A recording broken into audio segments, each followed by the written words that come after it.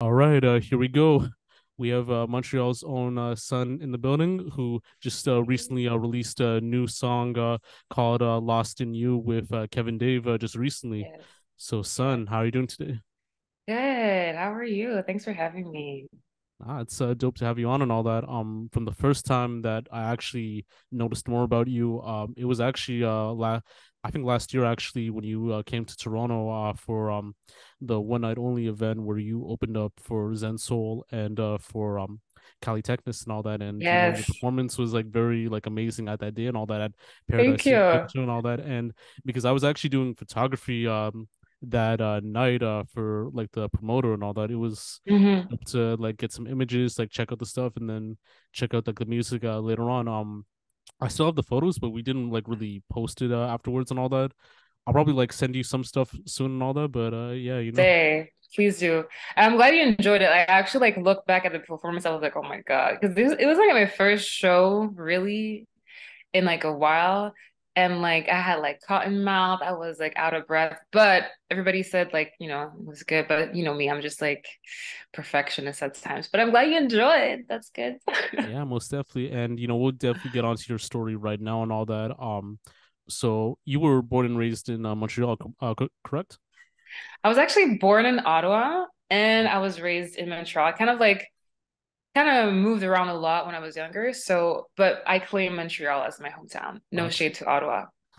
Nah, I know what you mean. So, in Ottawa and Montreal, which ends did you grow up at, and what was like the environment like for you growing up? Would you say you had like a very great childhood, or was it like a different experience?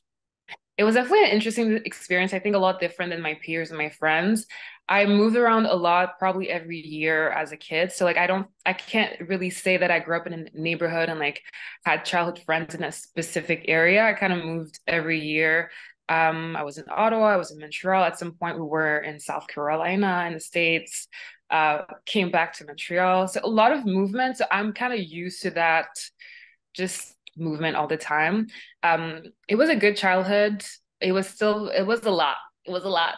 But overall, I think it formed me into the person I am today. So, um, but yeah, I always kind of feel the need to move. That's been like an ongoing thing with me. Most definitely, and like even like talking about like living in like these like different areas and all that, like how big was it like for music like during those times, like growing up like in Ottawa and like in Montreal Mhm. and then like in South Carolina and all that? Um, Honestly, like growing up, I don't think music was much of a focus necessarily. Like I can't say that I grew up in a musical family, musical like environment where everybody made music. It wasn't like that at all. Um, I kind of discovered that passion on my own. I will say that my mother like played a lot of music just at home, like from jazz to French music to compas, which is a Haitian Creole, like the traditional music from Haiti, um, bossa nova. So I was really exposed to a lot of different sounds. So just naturally, my interest was very like I was very curious about just all different sounds, but I don't think it was necessarily like a big part of my childhood. I think I was just like curious and got into it. Um, so I wouldn't be able to say there was a specific like influence growing up, or even like in Ottawa or Montreal. I wasn't even aware if there was. I was just kind of doing my thing and like, yeah, just discovering music as a whole.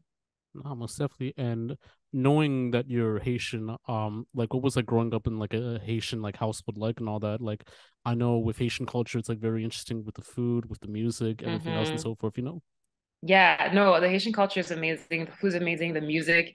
I would say like my mom is like I don't think she's your typical like old school Haitian parent. She's very open-minded, very kind of not very strict. My mom is my best friend. Like she's that girl. She's my girl. So she's always exposed me to like different kind of sounds. But I will say that I'm very proud to be Haitian. I'm Haitian and my dad is from Cameroon, so I've been exposed to like different cultures, but it's definitely influenced that kind of Afro Caribbean um sound that I'm drawn to naturally that I want to explore more in like my songs, definitely. No, most definitely. And in your own route, like when you started to like get into music like on your own and all that to build within your career, what was like your first introduction to music like in that sense, and what were like some artists or like sounds that you listened to throughout your life and all that?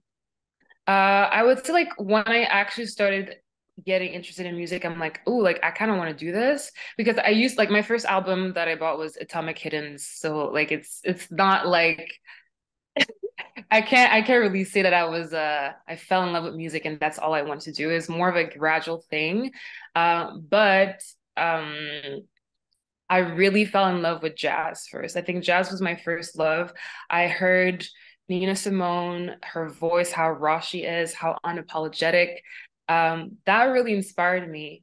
And then after that, I kind of got into spoken words. I got into Lauryn Hill, that whole world. And that's kind of just me like being on YouTube and on in the internet and just be like, oh my God, there's this whole world of music. I'm just like, this is awesome. So that's kind of like how I really was like, ooh, this is something I want to do. And of course, Beyonce also was a huge influence. My second album that I bought was her debut album, so that was also a huge influence. But I would say, yeah, definitely jazz though was a huge influence of mine in terms of my melodies, the sounds, like even the subjects. I feel like what I love about Nina Simone a lot in her music is just she's so unapologetic. Like she was very big in the civil rights movement and not afraid to speak up for what she believed in. And that's something till this day I try to really thrive for is authenticity in my music. So yeah, jazz was definitely that girl. Nah, most definitely. And I know with Nina Simone, she actually had her own Netflix documentary that I think some creators Yeah, made and all that, and it just it like was good. showed like the life story and all that. How did you enjoy it like so far?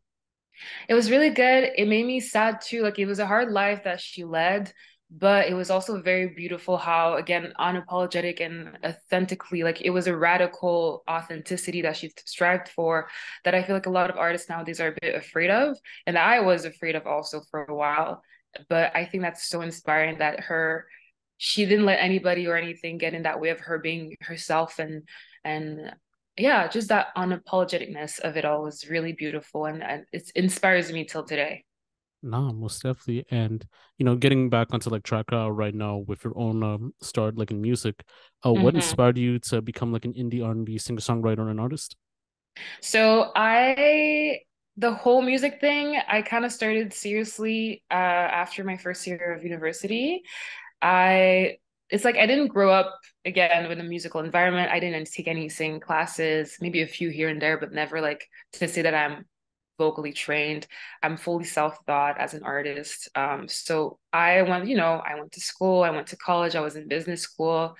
But I've always had that itch of like, I really want to try this music thing, right? And it was scary because especially with like an African dad, that's not something that's like encouraged. I remember when I was younger and whenever I could, like, I would express that that want to maybe pursue something more, and that was kind of always like in my brain that like I can't do this for real. So I brushed it off for a while until I was in university, and then that's where I kind of like I went into depression because I wasn't happy. I was like a really good student. I was always getting good grades, top of my class. But when I got into university, I think it was a moment where I'm like, I can't do this. Like I really need to figure out if this music thing is a thing. And worst case, I go back to university and but I really wanted to try and see what would happen if I just kind of took that leap of faith. So after my first year of college, I took what was supposed to be like a gap year. I never went back. But Yeah. that's when I kind of explored myself also as a person because I feel like it's kind of crazy that we're asking 18 years old to figure out what they want to do for the rest of their lives at 18. So I kind of took a break.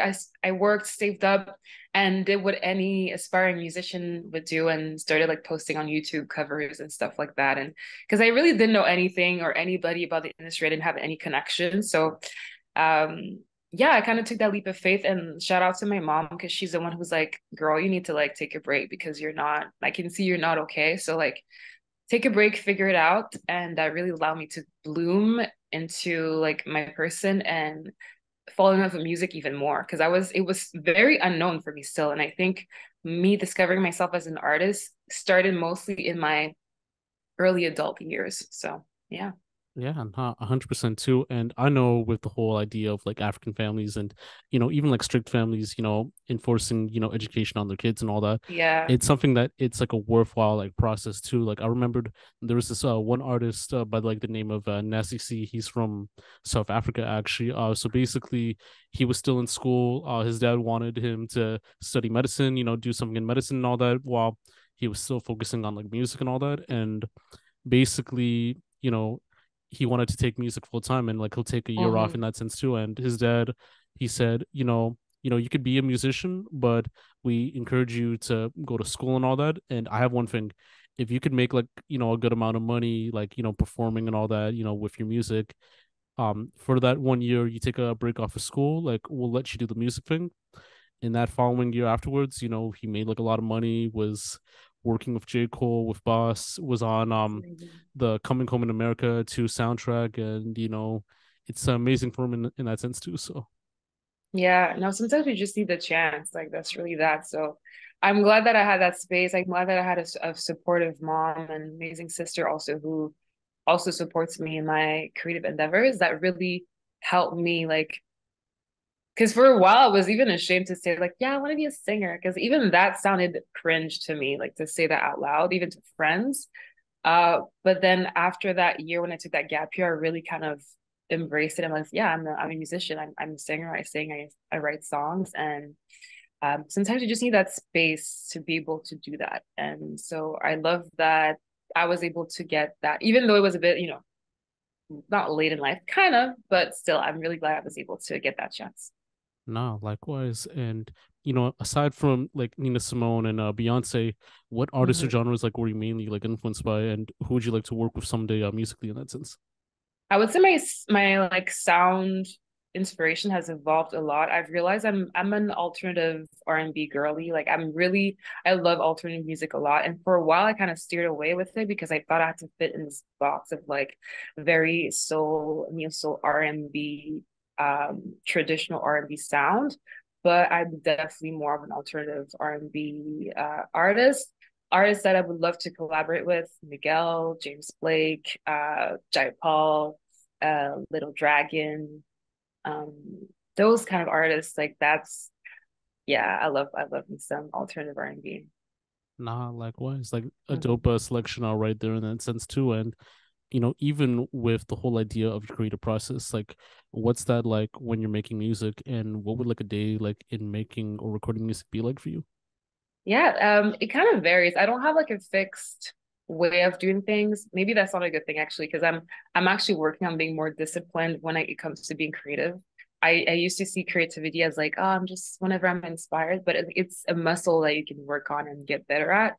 But I will say that nowadays, when I make music, I really try to I'm leaving room for myself to explore and fail and do things that sound weird. A lot of the times before, because I'm a recovering perfectionist and people pleaser. So I would used to like try to make it sound perfect. And I would ask around, does it sound good? Do you like that? Now it's like, fuck it. Like I'm just doing what I like, what sounds good to me, and I'm letting myself play. I think it's important to have a space when you're creative to be able to sound weird and goofy and silly and do weird shit because that's how you usually come up with the best ideas. So now whenever I'm in a creative space or whenever I make music, it depends. Usually I'm with like in a session with a few producers. We'll just kind of jam it out, see whatever comes to mind, and then go with that. Sometimes we have a reference, like I come up with like, oh, I have this idea, like this song I listened to, I really love that. Let's try something like that. It really varies, but I just follow intuition. I follow what feels good. I follow the feeling. I think the feelings is really what it's all about with music is, yeah, the feeling. Yeah. Nah, 100% too. And like even with the whole like studio process too, because I've talked with like a lot of other artists and like producers as well too, and their studio process is like they could either have like a candle in the room, they'll have like, a limit on who they bring in the studio and all that, so that Mm-hmm. they have that whole like personable vibe and all that. They'll create like a home studio on their own and all that, or they try like different things like, playing with the lighting, or also with you know smoking or like drinking in that sense too. For your process, like how's it like in that sense too, like when you're in the studio? When I'm in the studio before, I used to be very like, oh yeah, whatever. but I realized I don't like when there's a lot of people. I used to be very, again, I don't think I was I really grew into my person and became more confident as a person and as an artist in the last few years. Before that, I was just like, whatever needs to happen for me to make music kind of thing. So I would let a lot of things happen. But now I'm like, I don't like when there's a ton of people in the studio. If anything, my favorite part of the process of making music is, well, the initial like creation of the song, but also after when I come back home and I'm in my by myself in my room with my mic, and really that's when I'm in my bag, like when I'm just me and nobody's there to like judge me or interrupt my flow or whatever. Like I'm just in my little bubble, and that's usually when I come up with the best stuff, when I'm just me. And it's not to say that I don't like collaborating, but I do feel like for me to be authentically and unapologetically me and to not be afraid of what people are going to think or say about what comes out of me in that moment, I need to be by myself. So there's like a two-step process for me. It's like there's a studio time where there's the initial creation of like the beat. And then after that, there's like me at home finishing the song, writing my lyrics. I really love being by myself to write a song. That's for sure. Nah, likewise in that sense too. And with your recent single right now, I actually just listened to it like earlier on today. It had like a unique garage sound to it. It's Mm-hmm. Lost in You with Kevin Dave. And Yes. what was the creative process inspiration like, and how did you manage to work with him for the song, and how was it like? It's actually funny because the initial song was so different. This song was like we started that idea, I think, over like a year and a half ago. And Kevin's the homie, like he's also Haitian. It's a very tight-knit community in Montreal, and he's like a really good friend. But we started like having a few sessions here and there, and then we came up with this song. And like I finished recording it, but like I wasn't feeling, I was like, there's something, I don't know, like it's just not me. I don't know. Like, so we kind of just left it there.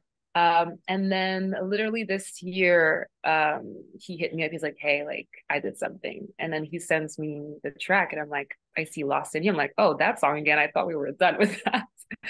But then I listened to the track and it's like a completely different song. Like when I tell you, the song that you're hearing now has nothing to do with what it was before. He really did his thing on the track, and we could not release it. It was just too good. And again, it was his single, because I don't think I would necessarily release that under like just me, like as a like on my single for me, because I think it's so specific to his sound, and I feel like he really did his thing. Even with my vocals, the way he played around with the vocal production, like that was all him. So honestly, yeah, kudos to that guy. He really did that.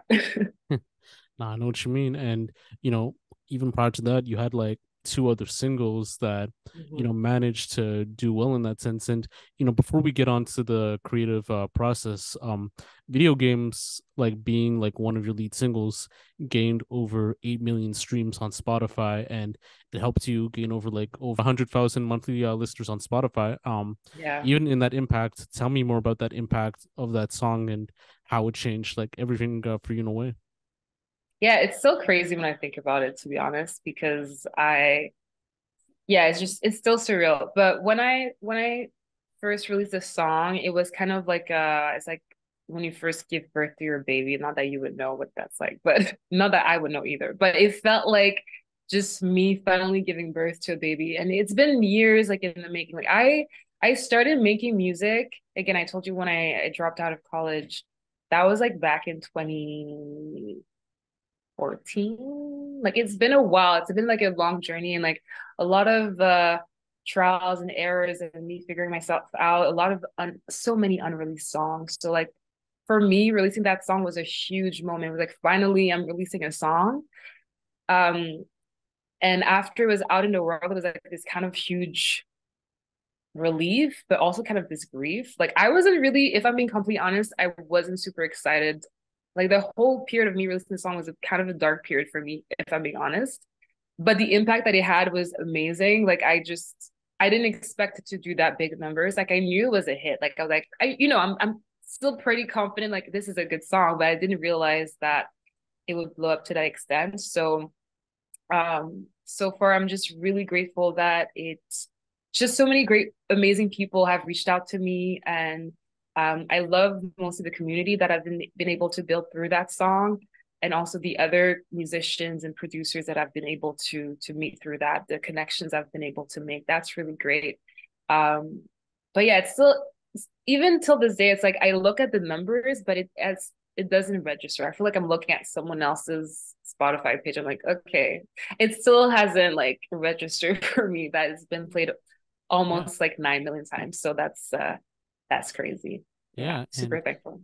I feel like just like even with that impact too, I know in some cases too, like the money on Spotify, it's not really as like much when you like receive the checks and stuff like that because of the whole like streaming service issue and all that. But just like the impact and like the growth, like even in leading to opportunities and all that, just Mhm. being on playlists and just having your song played by like a different artist or a different influencer and all that. It's interesting to see too, and like even on the radio too, because it leads to like a lot of factors in shows and Yeah, collaborating with other people and all that, and it just goes like a yeah. long way and all that.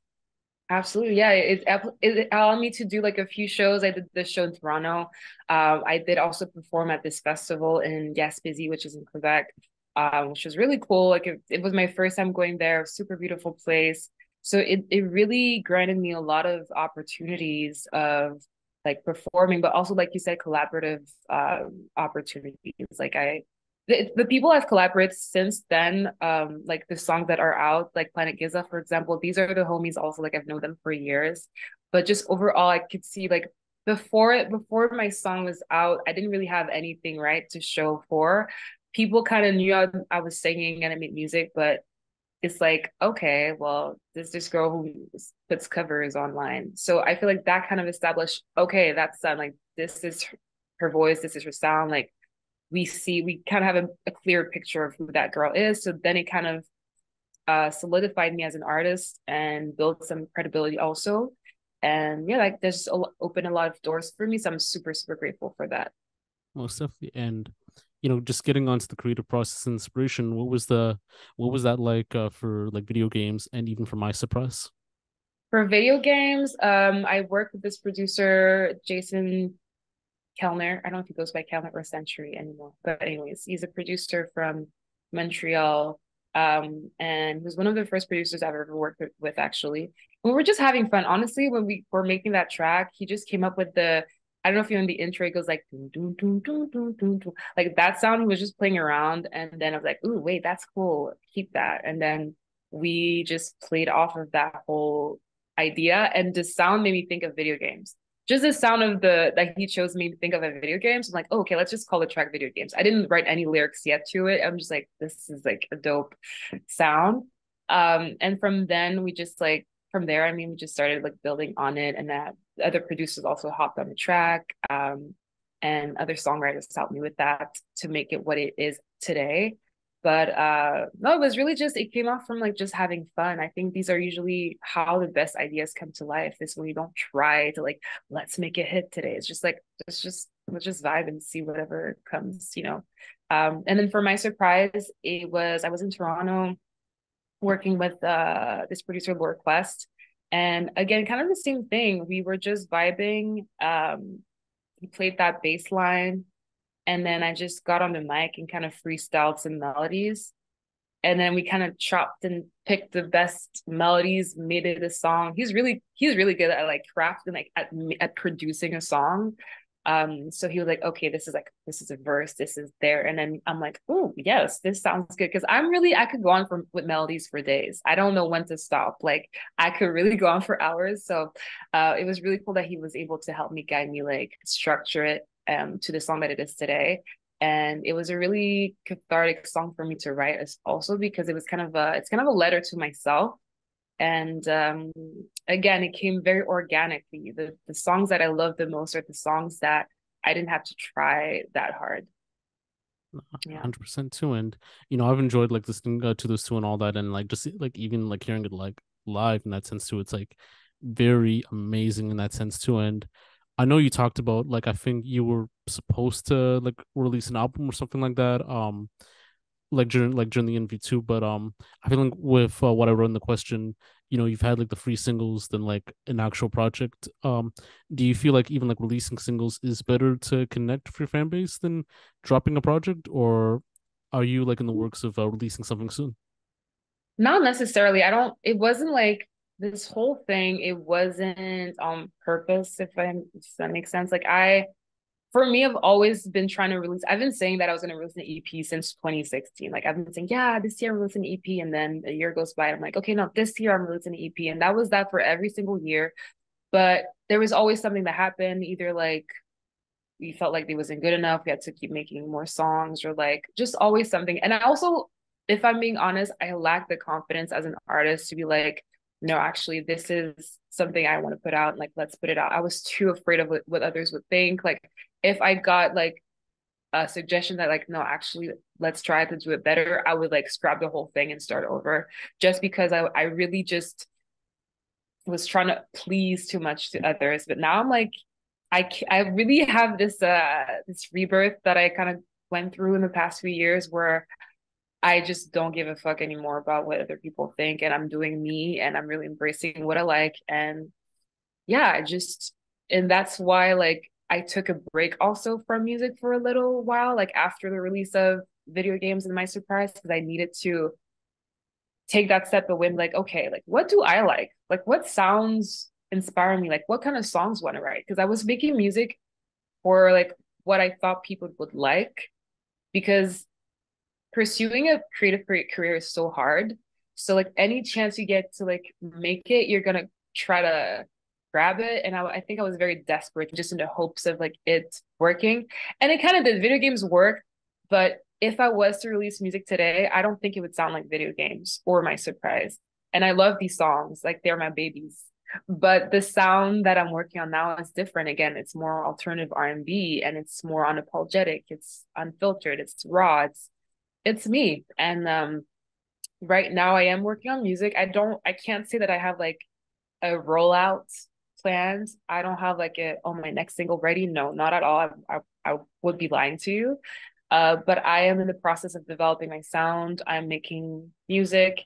It's just hard to, balance that life of like being an artist and like having to survive in this economy and just balancing all of that. But I am making music slowly and surely. My goal is to release an EP next year.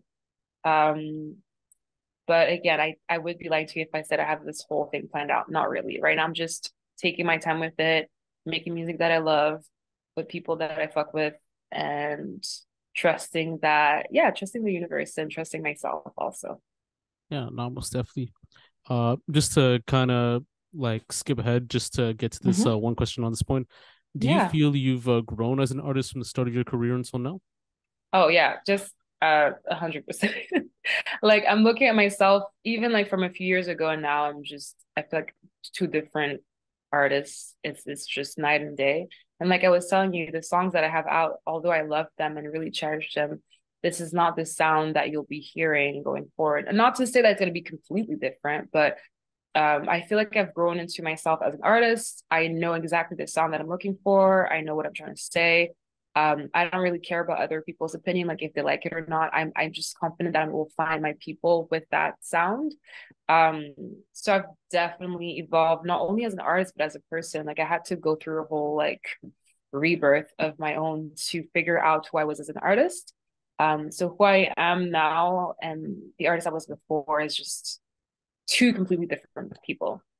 Yeah, no, 100% too. And I know we talked briefly about this, but how did you manage to perform at one night only, and how was it like, like even performing in Toronto and the impact that it had Mm-hmm. for you? Like I know you said you had like a little like I think mouth issue, like mush mouth and all Yeah. that, but how was it like, like just like performing live in that city and all that? I was really honestly, it was a great experience. Cali Techness, Zensels are super dope artists. I know Cali Techness because she's from Montreal also. So it's like that again, that little Montreal music community. So I'm really glad that, I was given that opportunity. But the whole show experience in itself was really great just because it was technically my first show. Um, Obviously I was nervous and I got like cotton mouth, just like a few minutes before the show. And that never really happened to me. So like I just felt like my mouth was dry the whole time, like no matter how much water. So I felt out of breath. It was just like really hard. I pushed through it and I really did the thing regardless. But it was an experience. Overall, I really enjoyed it. I feel like that's something I want to do more of, perform. Like this whole music thing, I started it out because I love singing. And after I realized, oh, well, then you have to write songs, you have to produce and mix and all that. And that whole thing goes into it. Not to say that I don't like that process, but for me, my favorite part of it is singing. Like if I could just sing and do that, like sign me up. But there's a lot that goes behind it. So it was a really good experience. And also I got to share that with my sister who came with me. I have my friends that came with me as well. It was just like something I'll always cherish and remember. So Toronto has a special place in my heart just for that. Yeah, not 100% too. And I think as someone who covered the event, because we actually had it for 3 nights actually. So like the previous night we had like I think 4 artists. I think Denise, Dion, Stasia, Daniels. I think there was this like a couple of other artists too, like Joya, and I think Mhm. this other headliner too. I forgot, but it was actually like an amazing experience in that sense to just seeing the performances and like even Adria Kane, who also Yeah. performed too, and this other artist, Layla Day, like they were also like killed it like within like those past nights too, and it's like something to definitely check out like the next time if it were to happen back in the city and all that too, and Yeah. yeah. So many great artists in Canada for real, like so many.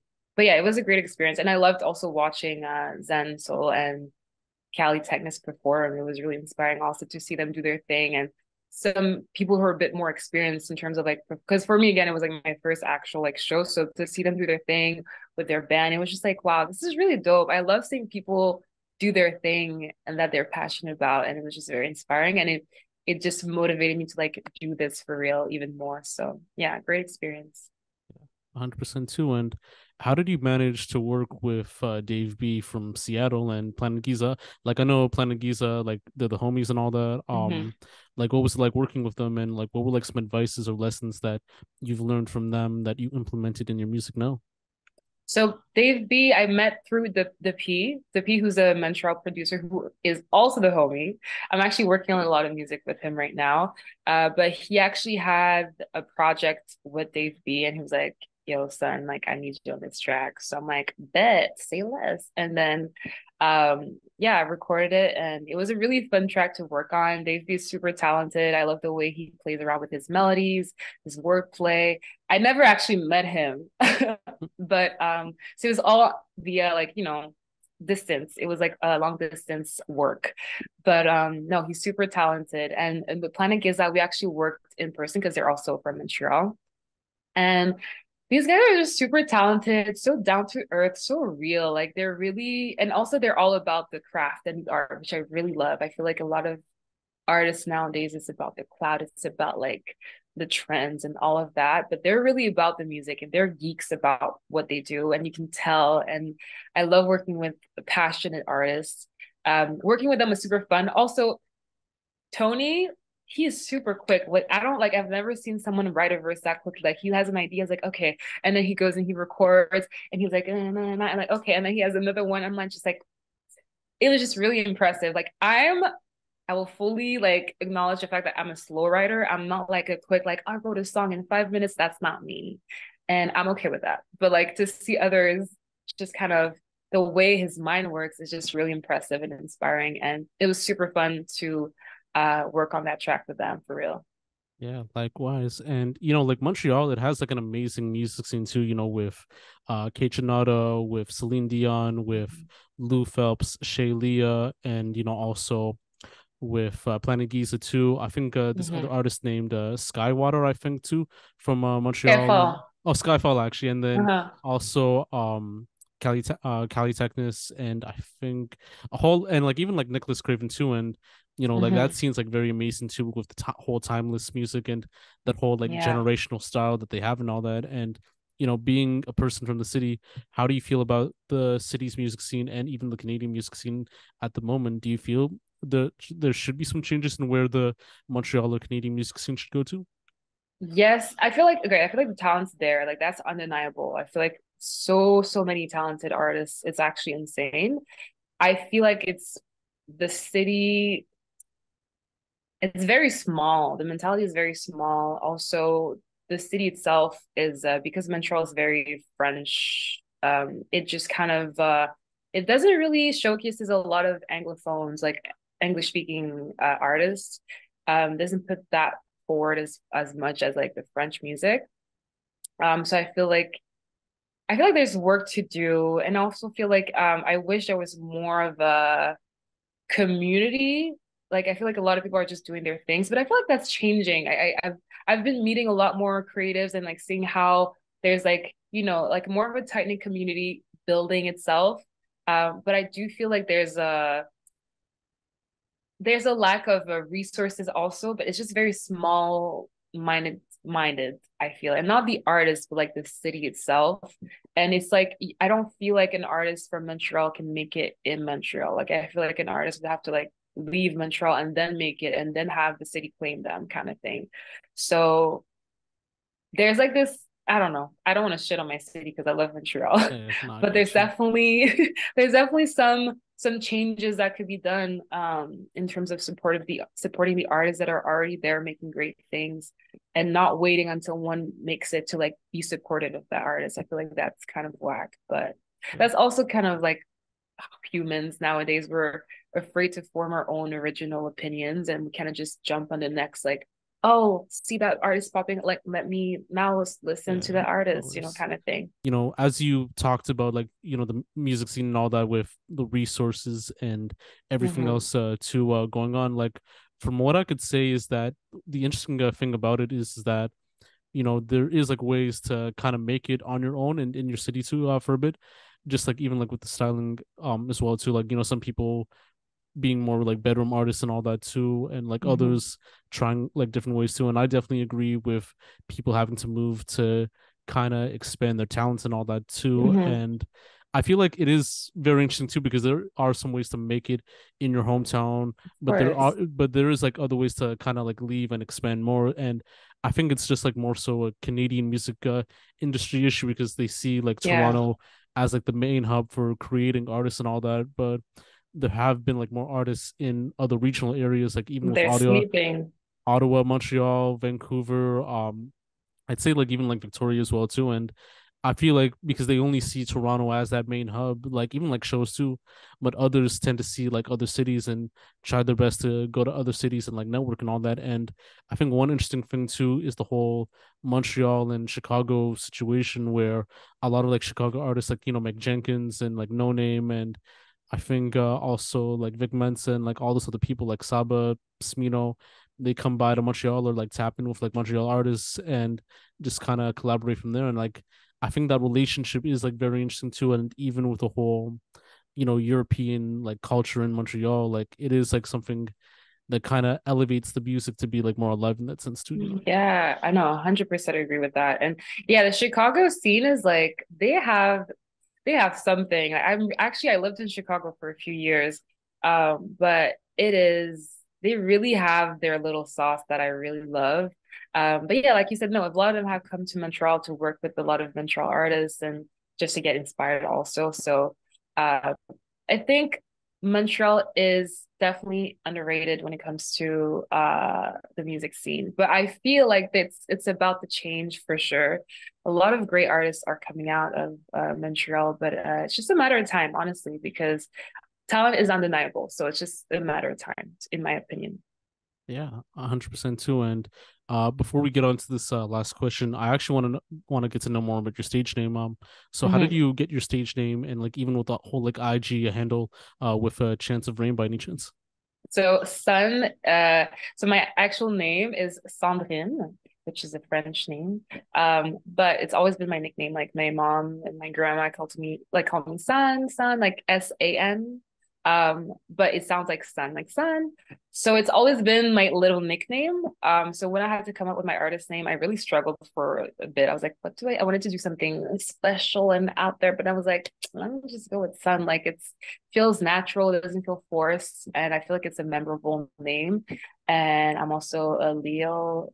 So I'm a fire sign, sun sign. So it kind of all clicked and I stuck with it. And the whole With the Chance of Rain, it was really me trying to find a handle on Instagram. Everything was taken. Sun was obviously taken. So I was like, okay, let me try to figure out something. And then I was like, ooh, sun with a chance of rain. And I'm like, ooh. And then it just, I kind of stuck with that. And yeah, I love it. I'm not going to change it. Nah, I mean it's like very interesting too. Like just with handles, you don't really get to see that like nowadays too with the whole like uniqueness with handles and even Hmm. with stage names, and it's very like interesting to see in that sense too. So Yeah. likewise, and what's next for you in terms of like any music releases, creative projects, and so forth? And do you have any closing remarks you'd like to say? Right now, like I said, I'm really working on a sound that works for me. Like I'm really exploring the things that I love and that make me vibrate and that I'm passionate about. So because I'm kind of transitioning from like trying to please a certain what I thought people would like, make what people would like. I'm trying to transition to like what do I like and exploring that a bit more. So I'm definitely not rushing because I also hate the hustle mentality and like I just it's not for me the whole grind. Like I just can't. It's not sustainable. I actually make the worst art when I'm stressed and trying to like grind and like not sleep and no, I can't do that. So I'm really taking my time with it. I'm okay with it taking as much time as it needs to. However, I do want to release more music in the next year. Hopefully an EP. That's the goal. So yeah, be on the lookout. I might like again, if I have like a song that I'm like, ooh, I like this song, let me drop it, I might drop it. So who knows? Likewise, nah, son, thank you for coming by, for like the very first time on the platform too. And, seeing someone that is growing onto like higher levels into like, better opportunities. I do feel like that's gonna be your chance, like, within the next coming years to come. And it's already shown, like, even with the performances, even with, you know, your biggest song up to date video games, even with this like new single too. And I definitely like want to see like the growth more, and I'm happy to even like check it out like moving forward and all that. And it was Appreciate a that. pleasure like having you on, and we'll definitely have you back on the platform soon. Like I might come to Yes. Montreal, or you might come to Toronto, and Yes. we'll definitely tap in and all that. Well, thank you for having me. Honestly, I appreciate it. And I love that you have like you did your research. Like I really appreciate like interviews that take the time to look into the artist because like I'm not a big artist. So I was really impressed when he came up with all these like facts. I was like, oh, he knows. So thank you for having me. And yeah, I would love to have another interview at some point. So uh, uh yeah, thanks for having me, Joshua. Likewise, until next time. All right, until next time. All right.